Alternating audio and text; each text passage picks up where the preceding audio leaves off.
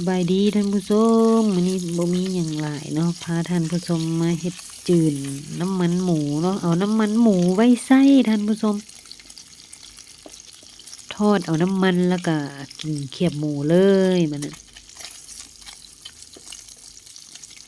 เป็นน้ำมันจากธรรมชาติเนาะอันนี้เนาะน้ำมันหมูจากธรรมชาติ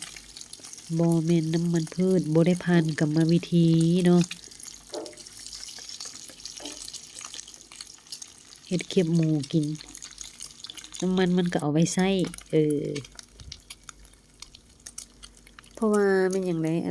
เขาเจ้าว่ากินน้ำมันพืชนั่นน่ะแต่ว่าก็ฟังมาหลายอันหลายว่าไผก็ว่า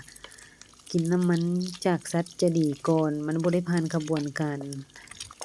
นวัตกรรมอิหยังเนาะประมาณนี้นะก็เลยว่าเลือกเอาน้ำมันหมูมาทอดไว้สมไส้ดีกว่าเนาะ